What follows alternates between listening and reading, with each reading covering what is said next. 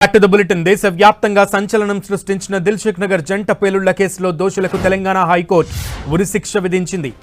NIA court విధించిన ఉరిశిక్షను రద్దు చేయాలంటూ 5 దోషులు దాఖలు చేసిన అప్పీళ్లను డిస్మిస్ చేసింది. ఎన్ఐఏ కోర్టు తీర్పును హైకోర్టు సమర్థించింది.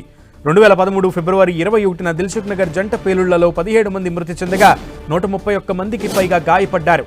ఈ కేసులో ప్రధాన నిందితుడు మహమ్మద్ రియాజ్ అలియాస్ రియాజ్ బత్కల్ పరారీలో ఉండగా మిగిలిన 5 నిందితులకు ఎన్ఐఏ కోర్టు ఉరిశిక్ష విధిస్తూ 2016 డిసెంబర్ 13న తీర్పు వెలువరించింది.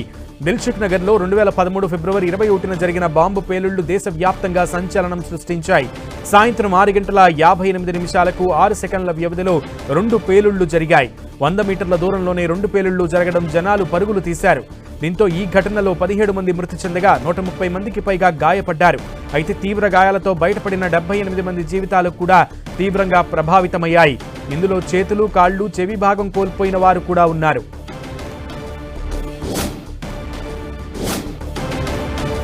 ఈ జంట పేలుళ్లపై పోలీసులు కేసు నమోదు చేసి విచారణ చేపట్టారు. ప్రధాన నిందితులు యాసిన్ బత్కల్, రియాజ్ బత్కల్ గా తేల్చారు. ఆ తర్వాత ఈ కేసును నేషనల్ ఇన్వెస్టిగేషన్ ఏజెన్సీ విచారించింది. విచారణలో 157 మంది సాక్షులను రికార్డు చేసింది. ఈ దర్యాప్తులో ఇండియన్ ముజాహిదీన్ ఉగ్రవాద సంస్థ సహ వ్యవస్థాపకుడు యాసిన్ బత్కల్, రియాజ్ బత్కల్ ప్రధాన నిందితులుగా తేల్చారు.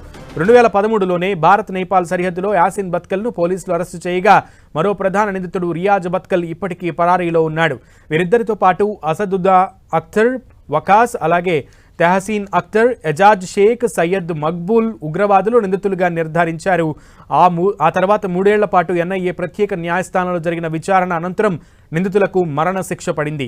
దిల్సుఖ్ నగర్ బాంబు పేలుళ్ల కేసులో దోషుల్లో ఇండియన్ ముజాహిద్దీన్ ఉగ్రవాది సయ్యద్ మక్బూల్ ఇప్పటికే మృతి చెందాడు. యాసిన్ బత్కల్ తీహార్ జైల్లో శిక్ష అనుభవిస్తున్నాడు. మిగతా వారంతా చర్లపల్లి జైలులో ఉన్నారు.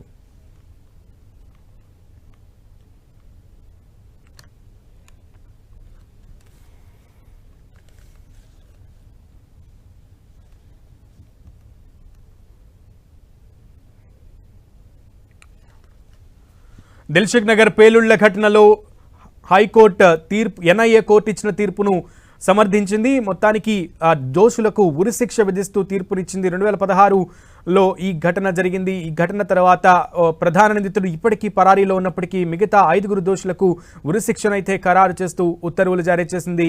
ప్రధాన నిందితుడు రియాజ్ బత్కల్ కోసం ఇప్పటికీ సెర్చ్ ఆపరేషన్ అయితే కొనసాగుతోంది.